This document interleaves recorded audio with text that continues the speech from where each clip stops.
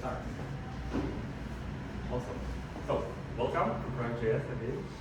And today I'd like to talk about context. Without context, you don't know which subset of data your user is allowed to access in your database. You don't know which endpoint is triggering that slow SQL query that's bringing your SQL server to halt. And finally, if you see an error in your logs, you don't know what was the line where the asynchronous operation started, which eventually produced a log message for you. My name is Miroslav Bajtoš, and as I mentioned today, I will tell you a lot about Node.js and context propagation. A quick introduction. I'm working for Protocol Labs as a software engineer. We are building decentralized CDN, decentralized compute on edge, cool stuff. And you might know me from my previous work in the Node.js community. I was working as a maintainer of the Node Inspector, which used to be the debugger for Node.js back in the days. I was leading development of Loopback, REST API, and ORM framework for Node.js. And finally, I have you contributed to Node.js core as well, so it was fun. Now, context. What is it? Context propagation. What do I mean when I say propagating context? Let me explain this on a simple example. Let's say you are building a REST API server, which will get some product information from your database, then it will call a backend API to fetch some more data, maybe ratings or whatever, and then finally it returns back an HTTP response. And if I was writing code for this service back in 2013, when Express was the most popular option, I would write a code like this. We have, can you read it? Yes. Yep. Okay, so we are registering a handler for get products. There is a function implementing the code. In the function, we query products, which is making a database call under the hood. And then we also get ratings for the products we get from the database. And finally, we return back the response as JSON. Now, just a few lines of code, but there is so much context there. Some is more visible, some is more hidden. So, for example, there is a group of values, which I call application context.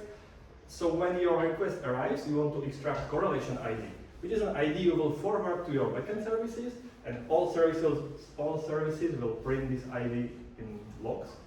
And then when you collect all your log messages from various services, you can connect them together using correlation IDs. And this is something you need to understand everywhere in your application so that you can forward it where it's needed. Then user credentials. What is the user identity? How did you establish it? Maybe you want to forward user credentials when you are calling the backend microservice. And then finally, user permissions. What is the user allowed to access? So when you are querying a database, you might want to check this user belongs to this tenant, so we can access only this subset of data, whatever. But this is something you can implement in your code, so it's reasonably easy. What is more difficult is what I call implicit context. So this is the context hidden inside your code, under the hood. So for example, the fact that when you call query products, it has been called from list product handler, right? And then later when you call get ratings, this was called from query products callback. When you read your code, it's all visible there, but at runtime, that's a different story. And then if you make one more step, then you can also see that the get products endpoint was triggering this SQL query, which is going to work well if you have a million products in your database, right? And similarly, the same handler is also calling your backend microservice, get ratings. And if you are using a performance monitoring tool like Datadog, New Relic, something else, they need this information to tell you your slow SQL queries are being caused by this part of your code. And this is all hidden under the hood. It's implicit context. That's why it's so difficult. Now, if this was a Java meetup, I will tell you just use thread local storage. That's perfect, right? It works well, it has been proven. And how it works? You have one thread for each incoming request. So the first request comes, we do all our job, and then return back the response, and it's all running in one thread. And the thread local storage is a small area of memory which is dedicated to each thread. So you call the same API, and if you call it from thread 1, you access the memory specific to your thread 1. If you call it from thread 2, you get access to memory specific to your thread 2, and this allows you to store correlation ID, user credentials, whatever, everything in your thread local storage. For example, when when you handle the incoming request, you put the correlation ID to your thread local storage, and then when you call the backend API, you get it from the thread local storage, and all works well. Unfortunately, Node.js doesn't work this way, and that's why we cannot use thread local storage. In Node.js, we have the concept of event loop. So it's a single thread handling all your requests, and it's interleaving small bits of execution for all the different jobs or requests you are handling. So let's say the first request arrives, we do some work, we send a query to our database, and now we are waiting for the database to respond. And while we are waiting, we can start processing the second request. And when we send the second database query, maybe the first one has already returned, so we can process the callback for that query and so on. And the trouble is, this is all running in the single thread. So if we set our correlation ID to thread local storage here, we will override it there, and then when we get it back here, it will be a wrong value. It will be the correlation ID for the second request. So that's why it doesn't work. And this has been identified a long time ago, and there were even some early solutions trying to address all these issues with context propagation, and that's what I would like to talk about next. What were the solutions that we tried and abandoned?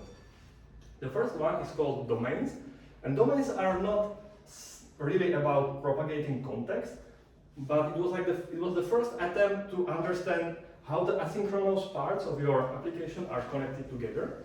And the idea was that when an unhandled error happens, you forgot to handle some sort of an error, by default your Node.js process crashes, the client connection is terminated immediately, and the client just gets connection reset error. And with domains, you can send back a nice error response saying 500 internal server error, and then you can shut down nicely. And a code using domain would look like this. We can create a domain, and then when we are handling our request, we just do some stuff to attach all different sources of errors to our domain, and on error we can handle the error. And this will be scoped to each incoming request. So when you want to send back an error response, you know what is the response object to use. So it's nice, but it was deprecated a long time ago. The next try was called continuation local storage. If you can see the similarity with thread local storage is for threads. Continuation is a different name for callbacks, basically. So when you do an asynchronous operation, it continues later with your callback, so that's why continuation. And continuation local storage provided you nice API for storing and getting values. So you would start by creating a namespace. This can be some sort of like a shared code. And then in your server, when you are handling incoming requests, you need to run your code inside CLS scope, let's say. You need to bind your request and response to the scope as well, so that everything works, and then finally you call your original request handler. And this is a pattern we will see repeat again and again in other solutions as well. That's why I'm mentioning it here. And then finally, everywhere else in your application, that's what I explained. Everywhere else in your application, you just get your namespace, and then you have set and get methods, which allow you to get and set values. And you can be fairly confident that those values will be the values for the request you are currently handling, if everything works as well. And the trouble is it doesn't always work well. And there are two most frequent issues you can encounter. First is there is no context. You try to get your correlation ID and you will get back undefined. And this is kind of the better case, because at least you know something went wrong. You don't get the data you were expecting.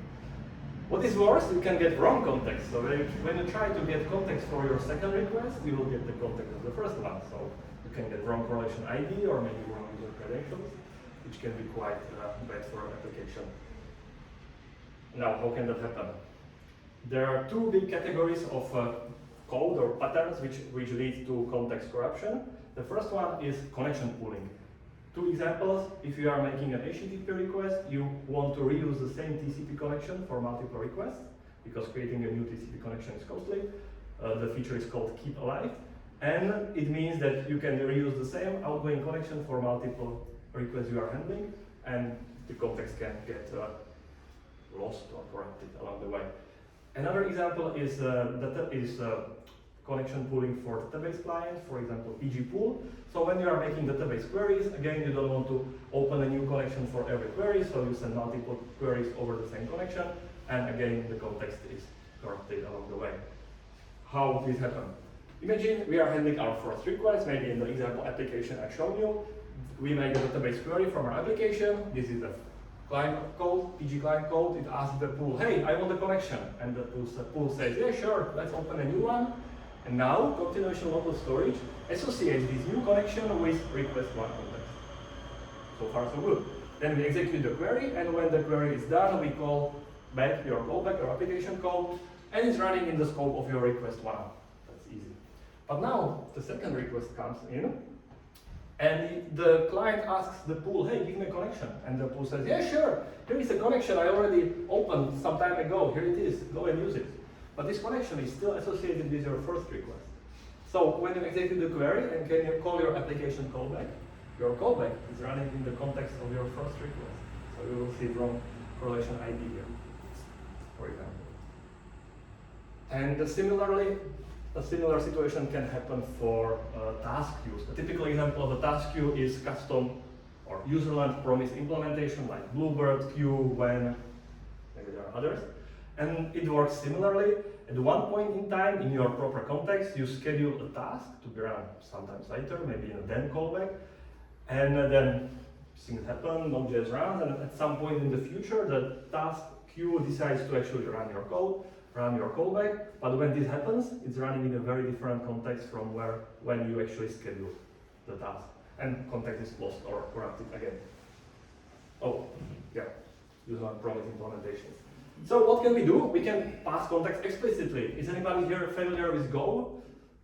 That's what they do, right? Every function has ctx as the first argument, and we pass the context there.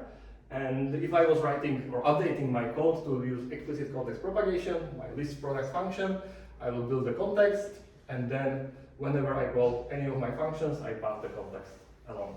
And it works well, right? Just code. There is no magic, it's always reliable. But it also means you need to change a lot of your code, like almost all your functions, and there is no implicit context propagation. So you will not know, you will lose the connection between the part which started the async operation and the part that actually did something wrong, for example. So it's still not perfect. And now I guess the question is, what do we actually want, right? We want something that's, what do we want? That's the question. And let's define our holy grail. What are we looking for? First, we want this to be a built-in API. Because in the past, when we had like continuation local storage, other modules in NPM ecosystem were reluctant to support these other userland modules because it's just random userland module. Why should I need to worry about continuation local storage if I'm a maintainer of Bluebird or PG pool? So if it's a built-in API, then the Node.js is sending a strong signal to the entire ecosystem. Hey, this is something which is like a proper feature, and you should, or you are expected as a well-behaved citizen of our ecosystem to actually support it well. So built-in API, it should be supported by all core modules, because if you make HTTP request and you lose your context, then this obviously doesn't work, right? And what is even more important is by native promises. And this used to be a big issue for several years, because the way how V8 promises were implemented, they didn't allow Node.js to understand what's going on. We want API to restore context. So if you are writing a connection pool or a task queue, you want to tell Node.js, you see something in my code, but in fact what I mean is this, and this is how you should restore the context or keep it along the way. And finally, we don't want to degrade our performance, so the implementation must be very performant. So, and that's how the quest began. The first iteration started a long time ago. It was called async listener, and it was more like an exploration of the problem space and how can it be solved. The design was based on promises, which on domains, because domains already did some work along for figuring out how to keep track of the context, but it was abandoned. It wasn't a very good one. So the second iteration was called async, right? Which was based on internals of async listener, and it was undocumented low-level API, which was abandoned. But it was very good beginning for the third iteration, which is what we have now, and it's called async hooks. And it's what we were looking for at low level. It's a built-in API, it's still experimental, but it works. It's supported by all core modules, especially native promises. There is API to restore context, which I will show you later in this talk, and it has very good performance characteristics. And this is kind of good, so people started to use this new module even before it was kind of stabilized. So somebody created CLS hook. CLS is continuation local storage, the module I showed in the beginning, but they rewrote the internals to use async hooks to make it more reliable. And it was okay, but it has one important requirement for you as a consumer. You must load this module as the very first thing in your application. If you load anything, require anything else before that, then you might lose context, because this will not initialize all that needs to be initialized to make context propagation work.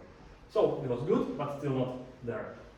And then finally, in 2020, Node.js Core kind of decided or accepted the fact that we really need to implement this as a core API. It's not a good task for user implementations, and so AsyncLocalStorage was created, and that's exactly what we wanted all those years. It's perfect. It's a Node.js core feature. The API is easy to use, much easier than async hooks, and it's stable since February last year. So if you are running on Node.js 16 or later, you can use it. That's for the history. And now I would like to show you how actually this works, how you can use it yourself, and then tell you about some caveats to be aware of. So let's start with async hooks. Async hooks is like the low-level building block on which AsyncLocalStorage is built. The API is based on a design pattern called hooks, maybe observer, maybe listeners, and basically you create a hook to hook into all this Node.js machinery, and then you can provide different callbacks to be called for different kinds of events that can happen. The most important one is init, which happens when a new async resource is created. You can think about it as a new async operation starting. So that's init. You will get async ID, which is a unique ID you can use to keep track of this operation of this resource. Type is a string description of what kind of async operation this is. And trigger async ID is a link to the parent scope which actually created your async operation. So it allows you to connect, let's say, your database query with the HTTP request handler that actually triggered the query. So, I'm running out of time. And very important thing, you must enable your hook. Before you enable the hook, nothing happens, which is good because there is zero performance overhead. And then you have to enable it to actually pay the price, start paying the price for all this niceness. Now, let me show you how it works. So let's create a very simple TCP server. All it does, it listens for connections on port 8080. And when the connection is, when this server starts, you will see that the TCP server rep resource ID5 was triggered by ID1. And then when the connection is accepted, you will see that TCP rep resource 7 was triggered by resource ID5. And this is basically how all these async hooks works. You see here the chain. This is the connection. It has ID7. It links to your server, which has number 5, and it links to number 1, which is your code at the top of your process, which started your application. Any questions? In the previous slide, was it really like a different kind of syntax? I'm not sure. Like it's init and then.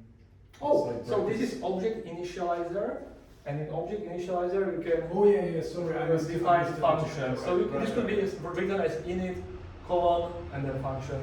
Yeah, sorry. This is a shorthand. Good questions. Okay, so and this is very low level, but the important part about async hooks is that it gives you API to restore context. So if you are writing a connection pooling or task queue, or if your application somewhere is losing context and you need to fix it, then you can use this API. It's called async_resource.bind. Now, let's say I'm building a task queue and I want to make it friendly to context propagation. So all I need to do in the exported function, the public API to enqueue a task, I just wrap the callback in some Node.js code that will restore the context for me. And that's it. And then I proceed with my original implementation as before, and everything will work. Now, the good news is, if you are using promises, you will get this for free. Promises are restoring context for you, always. So if I was writing the same function Q, but using promise API or creating promise-based API, instead of accepting a callback, I would return a promise, and this is the usual promisify implementation, and the implementation remains the same. No changes needed, and context will be propagated correctly for me, which is perfect because we get it for free. And that's all you need to know about async local hooks. First, there is API to change your callback to preserve the context, and if you are using promises, it works magically for you. Now, async local storage, that's the higher level API which you maybe want to use, maybe not, we will see why. So, it looks similar to continuation local storage, but you don't create namespaces, but you create a new object instance.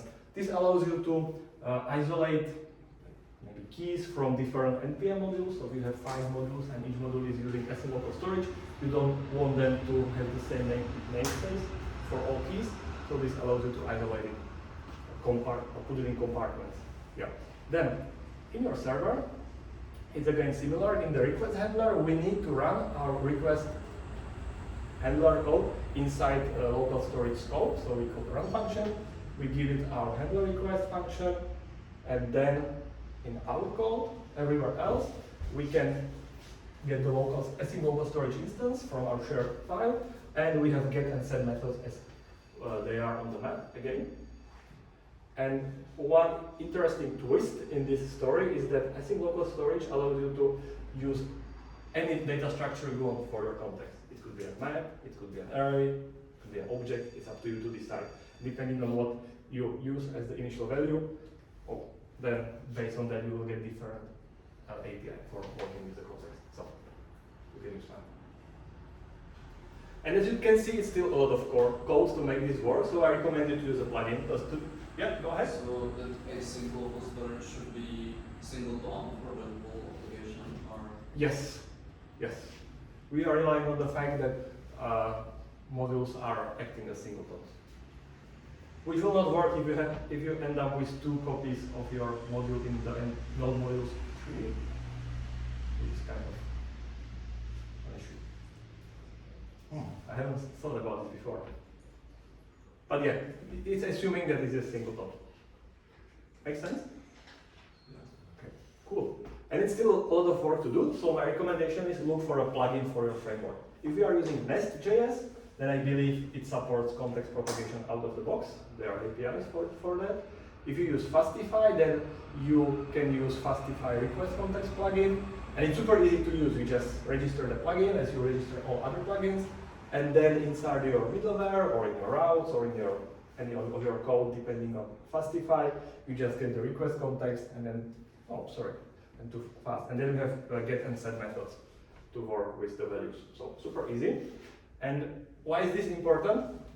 Because while async local storage works well, async hooks work well, there are edge cases you need to be aware of, and you need to handle them correctly. So for example, in Fastify, there was a bug lurking for a long time, and it looked very innocent, right? If you look at this code, we create a server, then we run our handler inside the scope of new async local storage. This is what you should do, it's all good. And then in the context handler, we decide we want to wait until the request body is received, and only after it receives we continue with our code, and at this point the context is lost. And I will look at this code and you have no idea what's going on and why is that happening. And the explanation is easy, everything works as intended. And the reason is that request and response objects were created before your local storage scope or context started. So Node.js has no way how to tell that these 2 objects are connected to this particular scope. The solution is to bind request and response to the storage, which is something you probably don't or should not do yourself. Just use a plugin which already figured out all of this for you. That's my recommendation. And the second issue is that user-led modules are not or have not been updated yet. Not all of them have been updated yet. They are still catching up. For example, PG Pool or PG Client, the popular client for connecting to Postgres, it doesn't support this. Which means if you are using PG Client with callbacks, your context will be corrupted for the reasons I explained at the beginning around the connection pooling. But the good part is, if you are using promises, everything works. So again, use promises and it will save yourself a lot of issues. So this is a story with a good end, then there is a story with not so good end, and the problem is in NPM we have a lot of abandonware packages that have been abandoned, nobody is maintaining them anymore, and they are still widely used. So for example, Q, which is a userland promise implementation, the last release was in 2017, before async books were kind of stabilized. It has still 15 million weekly downloads, and I don't think it will ever support context propagation. And you are probably not depending on Q directly, but it can be somewhere deep in your dependency tree, and you will discover it only when your context gets corrupted and you are trying to find out what's going on. So, that's another issue to be aware of. Understand your dependencies and what is in your node modules. Now, if this happens, there is a tool to help you. It's called Async Break Finder, and it's a library you can add to your application while troubleshooting context propagation issues, and it will help you to find the line where you are losing context, and then you can use async resource to bind or add a promise to restore context propagation. So there are solutions. And that's pretty much it. I would like you to remember 3 things from my talk. First one, async local storage is here. If you are waiting for it from all those years as I was, then you can use it. It's here, stable, it's official. Second thing, if you can use, then use native promises and async await, because it always restores context or fixes context propagation issues, so it's the simplest way how to get this working. And finally, choose modern and well-maintained dependencies like Fastify and SJS. That's all. That's it. Thank you for your attention.